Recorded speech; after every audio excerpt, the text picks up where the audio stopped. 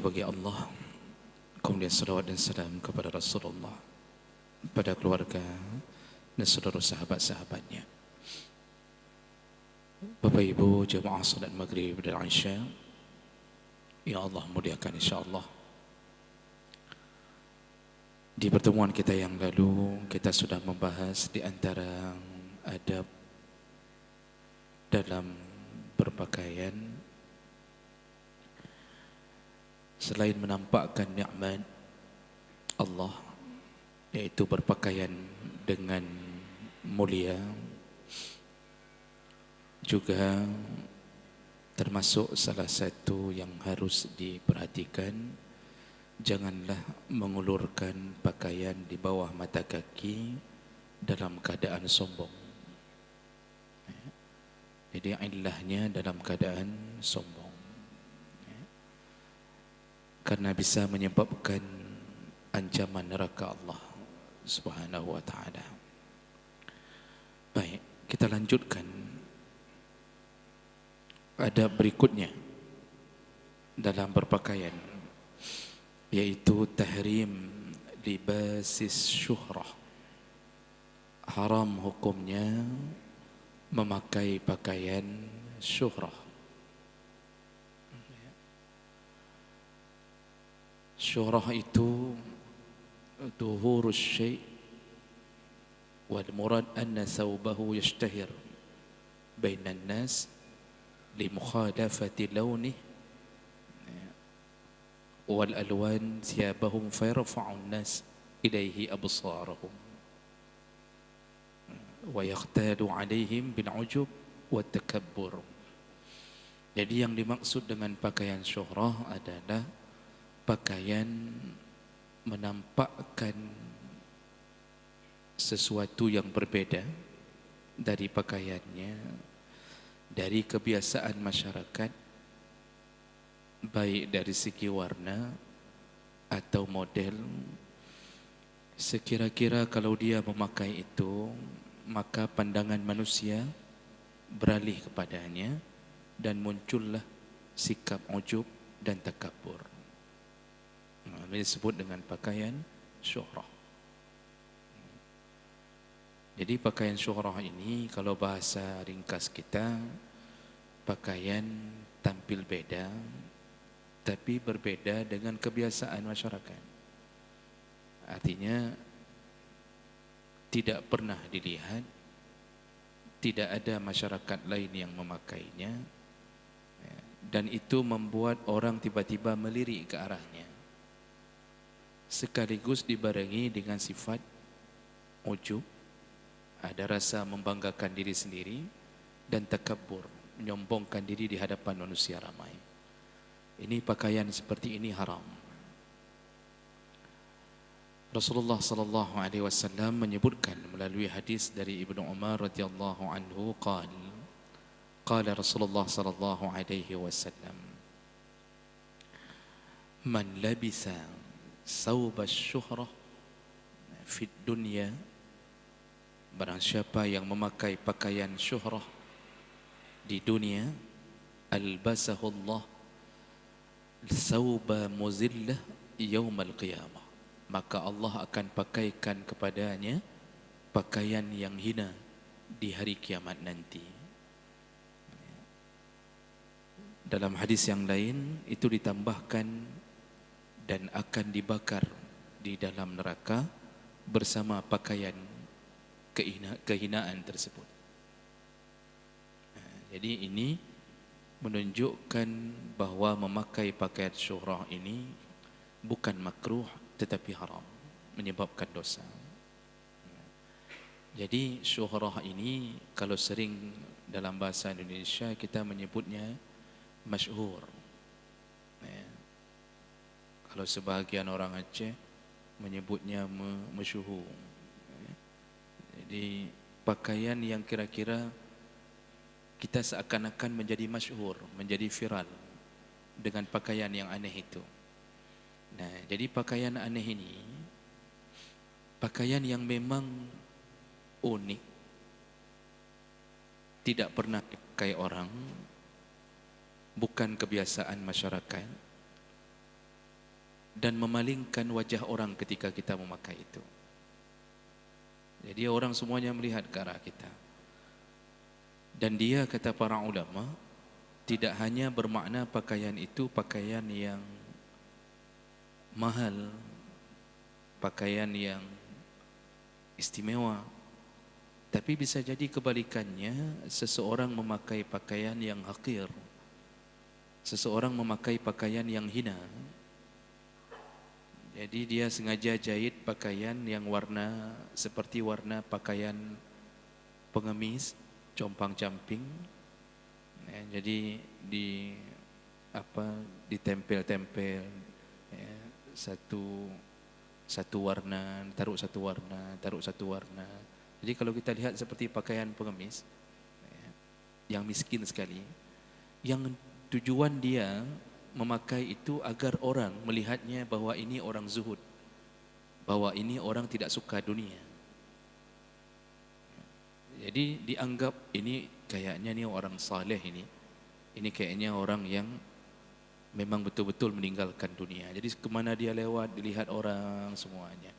Jadi pakaian syuhrah itu tidak mesti pakaian mahal, pakaian yang murah sekalipun dengan tujuan menyombongkan supaya dianggap bahwa diri ini adalah orang yang dekat dengan Allah. Nah, ini haram untuk dipakai. Artinya kita ini dalam berpakaian intinya adalah menutup aurat. Tapi ternyata dianjurkan tidak menyelisihi kebiasaan di masyarakat. Tidak mesti masyarakat setempat. Maka pakaian seperti kita, misal baju kemeja, pakai kain sarung, itu aman. Karena Nabi tidak menentukan pakaian harus ini, harus itu. Yang penting tertutup auratnya. Masalah pakaian Nabi membebaskan sesuai dengan kebiasaan di daerah setempat. Tapi kalau sudah terbuka aurat, itu otomatis masuk ke dalam dunia haram. Misal kita mungkin memakai pakaian adat Papua misalnya. Contoh, itu kan cuma pakai rumbai, ya, tambah koteka, baju kan? Lalu kita bawa pulang ke Aceh, itu bukan syuhrah, itu memang pakaian terbuka aurat. Kalaupun kita pakai tertutup aurat, baru termasuk syuhrah. Karena akan memalingkan wajah orang yang kira-kira aneh pakaian itu. Nah, ini yang harus kita jaga, terutama bagi perempuan. Nah, karena perempuan paling sering jatuh ke dalam amalan ini. Ini sampai suaranya ke perempuan. Sampai ya. Baik gaduh, kita ingin ingatkan yang perempuan, suara cuma sampai ke laki-laki misalnya kan. Kalau ada suami di sini, alhamdulillah tersampaikan. Kalau tidak ada suaminya, tidak pernah tersampaikan apapun.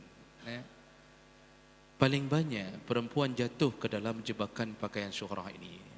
Contoh lihat waktu walimah, Pak, atau acara-acara tertentu, acara dewe-dewe, acara-acara yang kira-kira berkumpul dengan berbagai pakaian.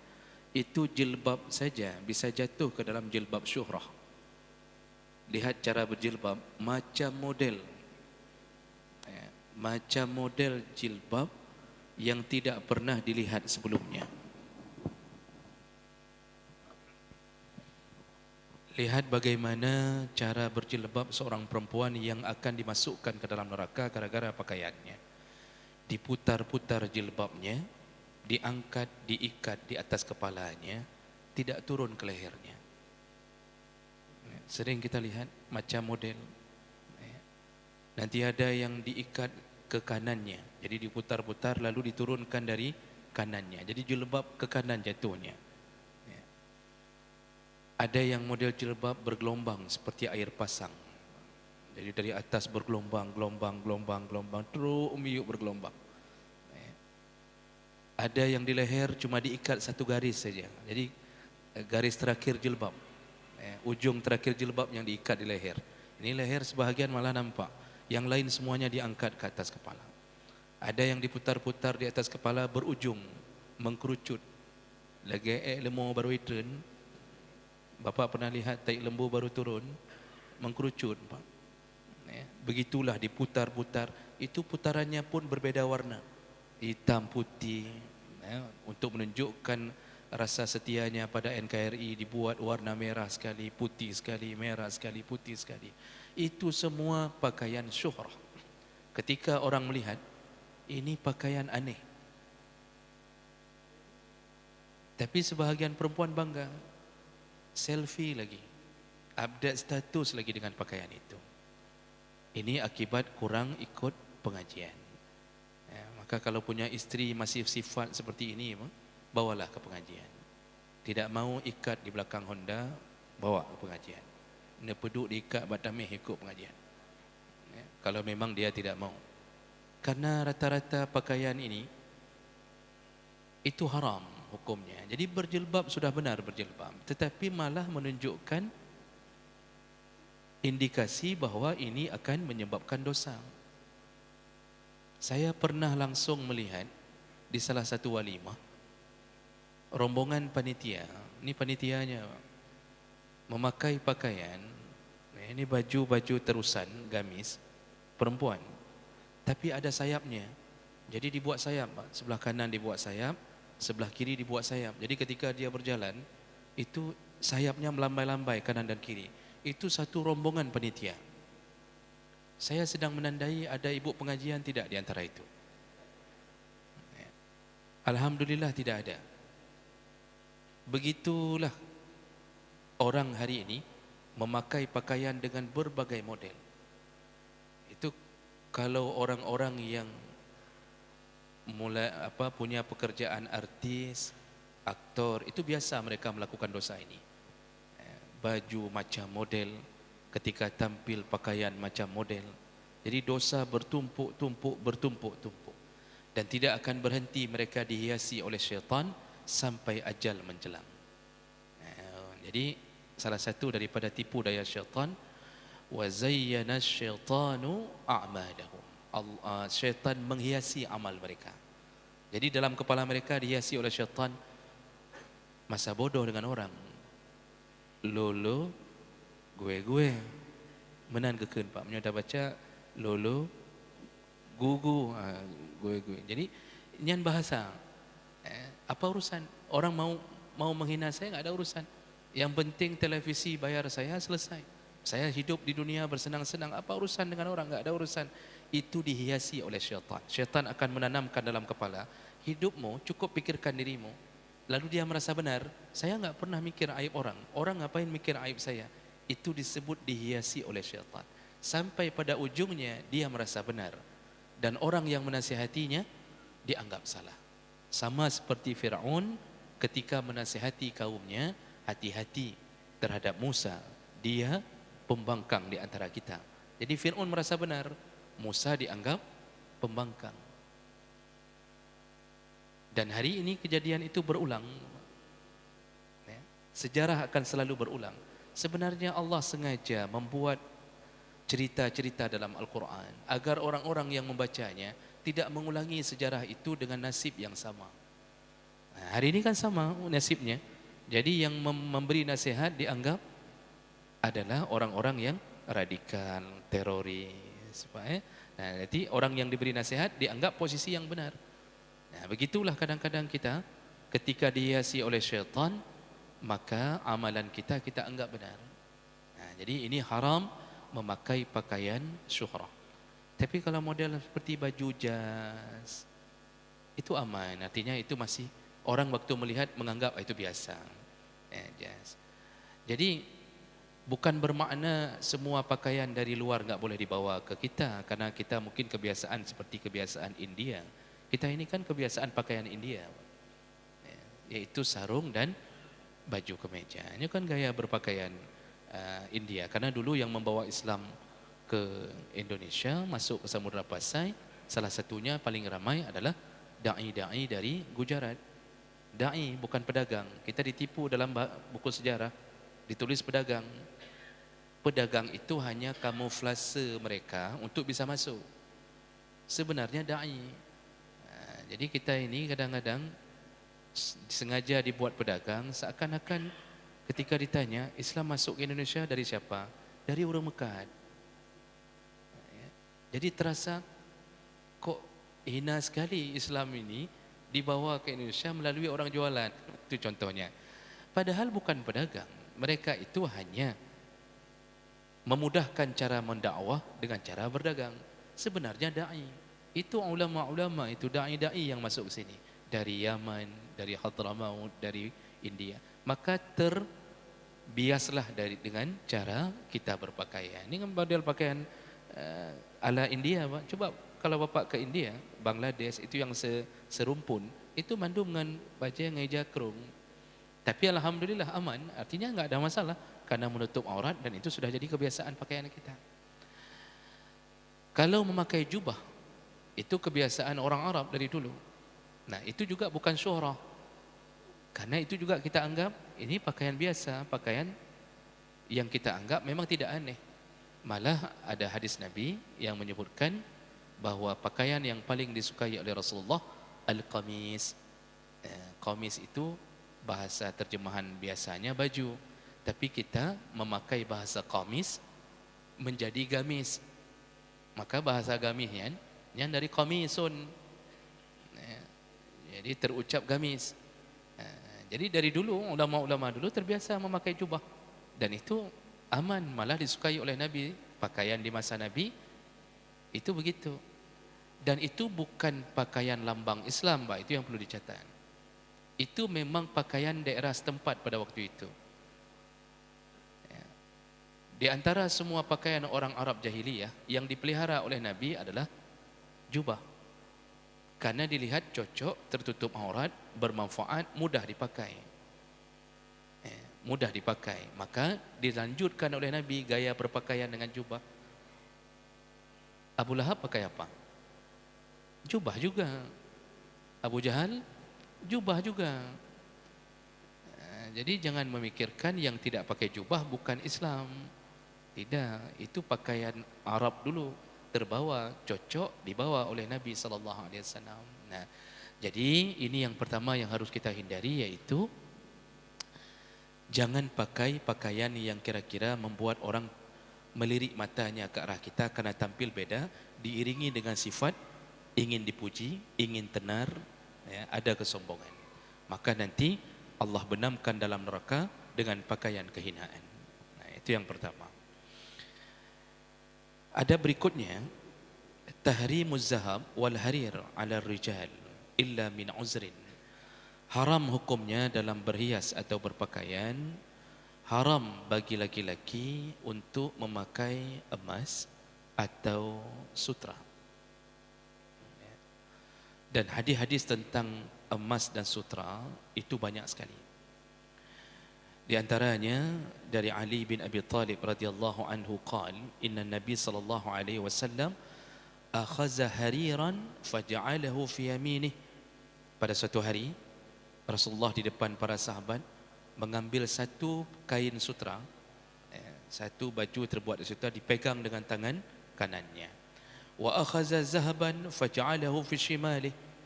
Lalu tangan kirinya menggenggam emas. Dia genggam emas. Qal, lalu Rasulullah berkata, inna hazaini haramun ala zukuri ummati.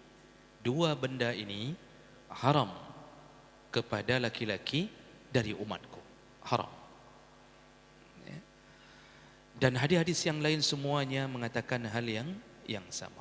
Tadi hadis riwayat Abu Daud, Nasa'i, Ibnu Majah dengan derajat yang sahih.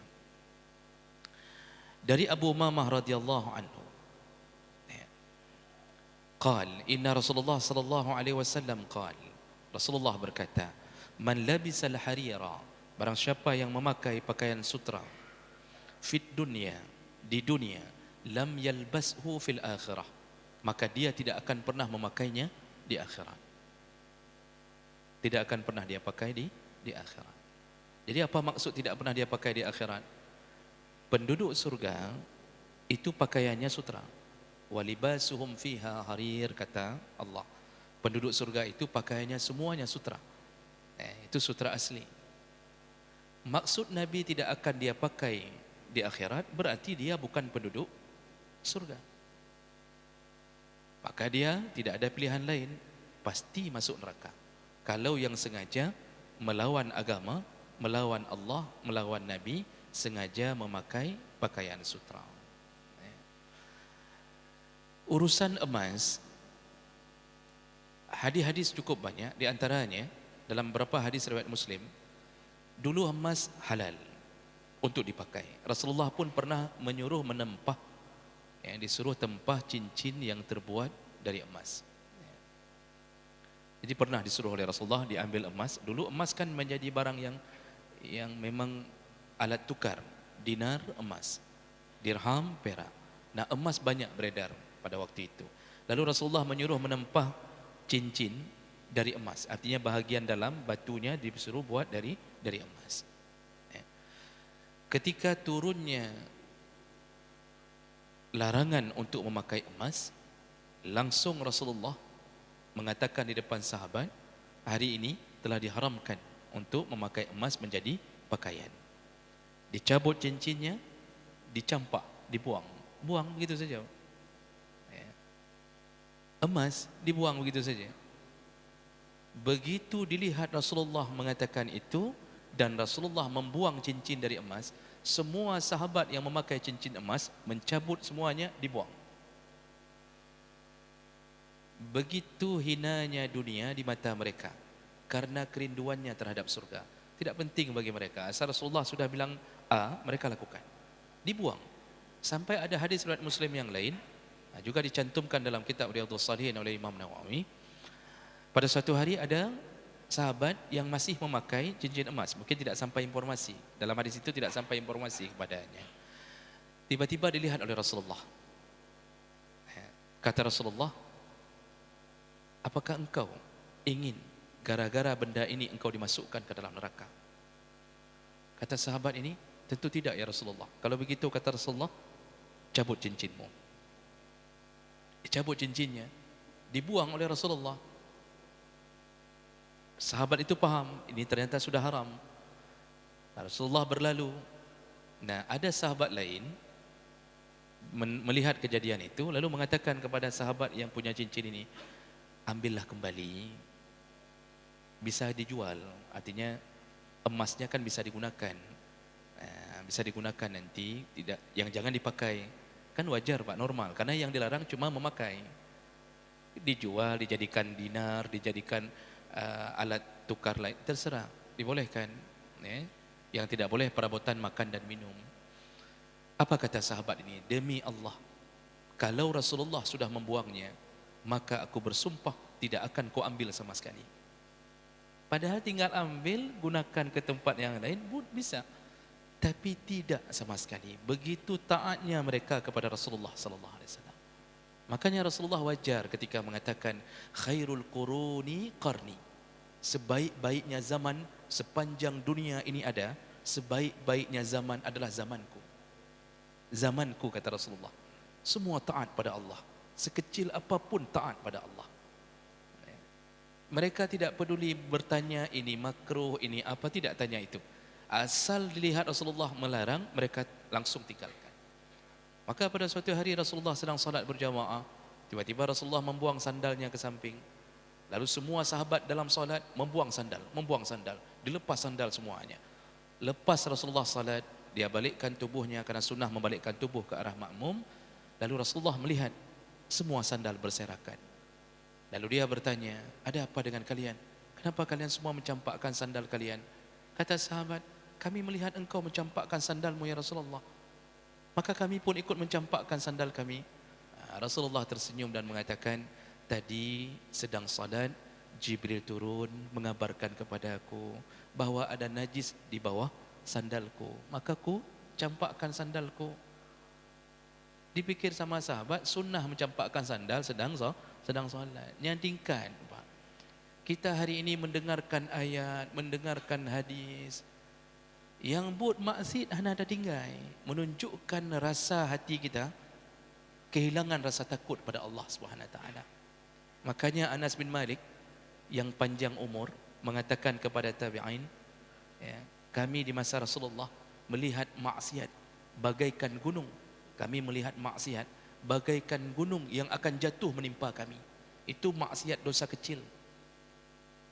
Kalian hari ini melihat dosa seperti lalat marra ala anfi, kazubabi marra ala anfi. Kalian hari ini, kata Anas, melihat dosa seperti lalat lewat di depan hidung kalian. Padahal itu dosa besar. Kami dosa kecil melihatnya seperti gunung yang akan jatuh menimpa kami. Lihat gaya hidup, sehingga dulu keberkahan diturunkan oleh Allah Subhanahu Wa Taala. Hidup berkah, walaupun miskin tapi saling tolong menolong, kuat sekali, silaturahim bagus, tidak ada lagi perampokan, hidup sejahtera dengan isteri bahagia, tidak ada cerai yang banyak di antara mereka zaman Nabi SAW. Nah, jadi jemaah melakukan Allah, emas ini haram untuk dijadikan pakaian pada laki-laki, tapi halal bagi perempuan. Wallahu alam, ada penelitian yang mengatakan di antara hikmah diharamkan, tapi ini perlu dikaji ulang. Tapi ada beberapa yang saya baca mengatakan itu, ya, artinya kenapa salah satu yang diharamkan kepada laki-laki emas, ya, karena laki-laki tidak punya haid, sehingga emas itu terkontaminasi, atom yang ada pada emas terkontaminasi ke dalam kulit. Kalau dipakai dalam waktu yang lama, menyebabkan penyakit Alzheimer. Penyakit Alzheimer yang pura. Ada dokter sini. Pikun cepat sebelum waktunya, Pak. Hilang ingatan.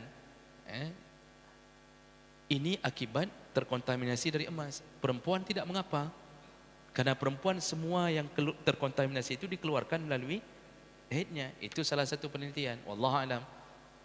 Itu di antara hikmah yang kemudian. Tapi kita tidak penting hikmah. Kalau Allah sudah katakan haram, maka haram. Nabi katakan haram, haram. Tidak perlu mencari hikmah kenapa haram makan babi. Karena Allah cuma mau lihat taat tidak kepada aku. Jadi enggak perlu mengatakan hikmah dilarang makan babi karena babi ada cacing pita. Kalau babi enggak ada cacing pita, halal. Ya. Maka hikmah itu nomor 2. Yang penting taat, sami'na wa ata'na. Walaupun sedikit emas dipakai jadi pakaian, haram. Kecuali kalau seandainya dibutuhkan pada keadaan yang sifatnya darurat, tidak ada benda lain yang bisa menanggulangi kecuali emas. Contoh, hadis Nabi SAW, kejadian pada salah seorang sahabat Arfajah, radhiyallahu anhu, dari Abdurrahman bin Turfah, anna jaddahu Arfajah bin As'ad quti'a anfuh yaumal kullab, fattakhaza anfan min wariqin fantanna alaih. Jadi Arfajah waktu berperang jihad fisabilillah dalam perang, salah satu perang Kullab, putus hidungnya, ditebas oleh pedang, putus hidungnya. Jadi hidung ini putus. Lalu beliau membuat hidung palsu dari daun, diikat dari daun, ternyata membusuk. Daun itu membusuk, jadi kan enggak bisa jadi pengganti. Fa amarahu Nabi sallallahu alaihi wasallam fattakhaza anfan min zahab. Lalu Nabi memerintahkan kepada Arfajah, buatlah hidung palsu dari emas. Jadi diukirlah hidung palsu dari emas. Makanya kalau keadaan gawat darurat, enggak ada benda lain. Pada waktu itu enggak ada benda lain. Sekarang tentu banyak. Plastik mudah diambil dari daging di pantat, ditaruh ke hidung. Makanya mau beek, tapi yang kegara-garanya, mudah urusannya, Pak. Ada pernah kejadian diambil dari kulit di ketiak, Pak, taruh di pipi. Itu mau boleh rupanya. Tumbuh bulu ketiak di sini, Pak. Pernah saya baca itu. Tapi sekarang ada pengganti. Dulu tidak ada pengganti. Dibolehkan. Maka kalau ditanya nanti, seandainya ada yang bertanya, apa hukum memakai gigi emas? Gigi palsu dari emas. Sepertinya akan ada yang tanya. Saya lihat dari wajah Bapak kayaknya ada yang nanya seperti itu. Semua ulama, jumhur ulama, sedikit saja yang menjawab tidak boleh. Jumhur ulama membolehkan memakai gigi palsu dari emas dengan alasan tidak ada benda lain yang bisa menggantikan rasa sakitnya, atau tidak ada benda lain yang bisa menggantikan emas tersebut. Dibolehkan memakai gigi palsu dari emas Bahkan Imam Nawawi menjelaskan dalam kitab Majmu' Syarah Muazzab, beliau mengatakan kami dari mazhab Syafi'i membolehkan memakai gigi yang terbuat dari emas berdasarkan hadis Nabi kejadian pada Arjafah. Kalau meninggal perlu dicabut tidak? Para ulama mengatakan kalau menyakiti mayat tidak cabut. Tapi kalau tidak menyakiti mayat bisa cabut, model bisa cabut-cabut, dicabut lebih baik. Itu kan bisa beli mahar baru, ya. Ambil dari istri yang lama untuk beli mahar baru. Cukup kurang aja kelakuannya, Pak. Ya. Jadi jemaah melakukan Allah Subhanahu Wa Taala itu emas. Sedangkan sutra, kata Rasulullah Sallallahu Alaihi Wasallam, sutra yang diharamkan itu sutra asli, tidak berlaku pada sintetik. Yang hari ini dijual-jual itu semuanya sintetik, Pak. Bukan sutra asli. Yang sutra asli keluar dari punggung ulat, Pak. Keluar, itu sutra asli. Itulah pakaian penduduk surga. Cukup halus, cukup lembut, nikmat dipakai. Hari ini yang kita beli sutra itu sintetik, dibuat dari bulir padi, dicampur dengan bulir kurma, itu dijadikan sutra. Namanya sutra, padahal bukan sutra. Itu tidak mengapa, walaupun dipegang lekop, ini KW1 sutra, bukan KW1, bohong satu sutra. Mana ada lagi yang mau memelihara ulat semuanya untuk cari benangnya? Mana ada, itu dibolehkan. Nah, bagaimana kalau bercampur benar-benar sutra asli, tetapi sedikit bercampur di pakaian cuma sekitar 10%, halal, dibolehkan. Dan itu dalam pandangan yang disepakati oleh para ulama. Baik, kira-kira begitu. Masih ada waktu berapa menit lagi? 7 menit lagi. Saya rasa cukup untuk bertanya jawab sekitar 2 pertanyaan. Silakan. Baik, barangkali ada jamaah yang ingin bertanya. Ya, silakan.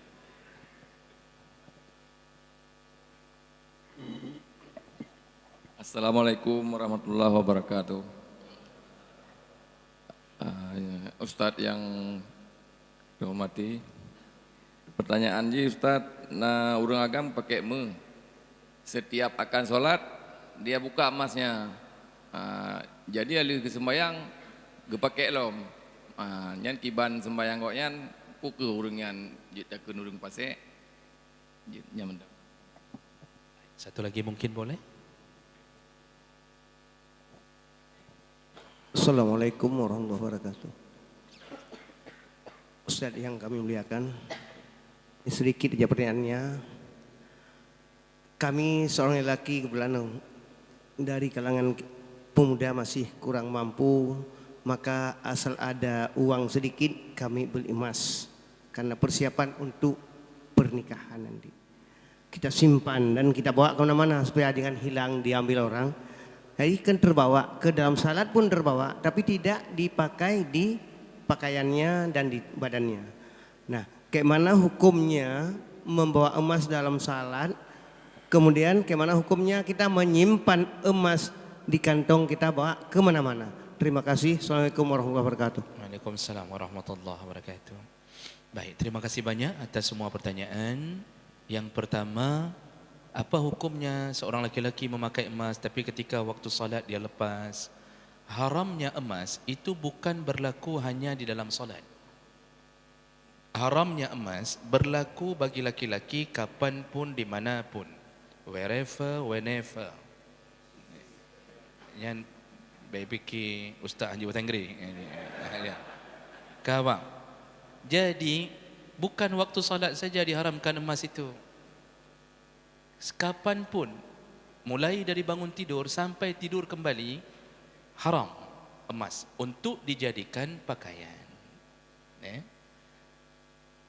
Seandainya pun laki-laki ini membawa cincin dari emas ke dalam solat, ini kalau bersambung langsung ke pertanyaan kedua, solatnya sah atau tidak? Jumhur ulama mengatakan solatnya tetap sah, tetapi dia berdosa. Sama seperti orang yang memakai pakaian hasil curian, baju koko curi, bawa untuk solat, sah tidak solatnya? Sah, karena kalau mau lihat salat sah atau tidak, itu lihat syarat tercapai atau tidak, rukun dapat atau tidak. Ternyata enggak pernah kita dapatkan pembatal salat adalah memakai emas, enggak pernah. Maka oleh kerana itu salat memakai emas, memakai Pak ya, cincin, kalung atau ada baju dari sutra, sama ini hukumnya. Salatnya tetap sah, tapi yang salat berdosa. Arti sah, gugur, enggak perlu diqadha. Tapi dapat dosa, bukan dapat pahala. Tapi dia tidak perlu qadha. Nah itu maksud daripada sah. Jadi emas tidak boleh dipakai dalam salat dan di luar salat karena haramnya itu, karena keharaman dari Nabi sallallahu alaihi wasallam. Kemudian pertanyaan yang kedua, karena khawatir emas kita simpan di rumah, akhirnya kita bawa-bawa. Kita masukkan ke dalam kantong, kita bawa ke dalam salat. Nah, apakah salatnya sah? Sudah terjawab tadi, salatnya tetap sah. Dan apakah laki-laki itu disebut yang membawa emas itu disebut berpakaian dengan emas? Tidak. Membawa emas berbeda dengan memakai. Tidak berbentuk cincin, tidak berbentuk kalung, dia hanya membawa, itu tidak mengapa, itu tidak disebut dengan perbuatan haram. Kalau itu disebut perbuatan haram, yang paling capek isteri Pak. Ketika mau jual emas, bang, nemai aku kedai tian. Oh, hanjir dong mainan. Misalnya, enggak boleh saya bawa ini ke kedai. Kami enggak boleh bawa emas. Salah, itu salah faham. Yang enggak boleh dijadikan pakaian. Yang namanya pakaian yang dianggap pakaian secara uruf. Peci terbuat dari emas. Haram. Hanabut lah. Ini karena dianggap pakaian.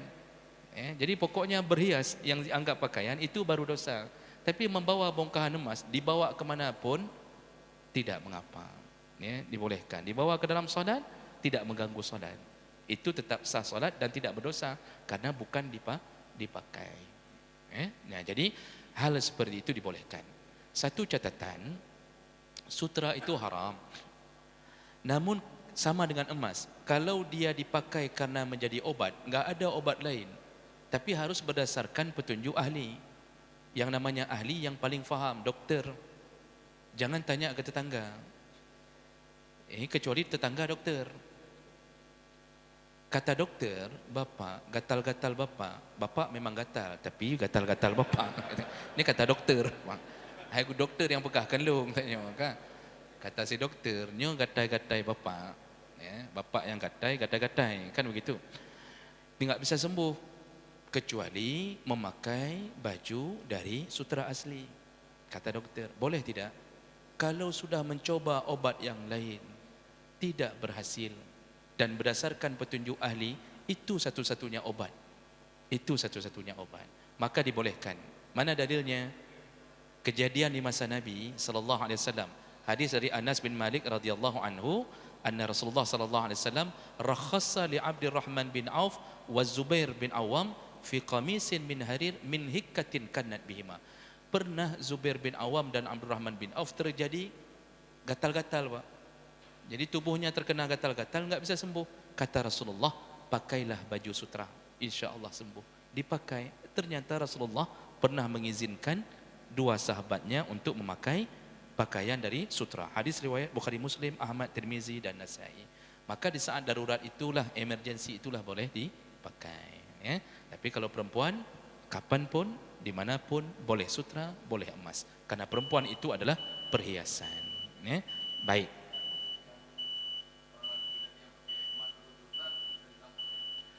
Orang laki yang pakai emas terus-terusan fasik. Dia pelaku dosa besar, fasik. Kalau dia meninggal dia dalam keadaan fasik. Perlu taubat sekarang. Berikan emasnya untuk kami bangun pesantren lebih bagus. Demikian kita tutup dengan kafarah majlis. Subhanakallahumma bihamdik, asyhadu an la ilaha illa anta, astaghfiruka wa atubu ilaik. Wassalamualaikum warahmatullahi wabarakatuh.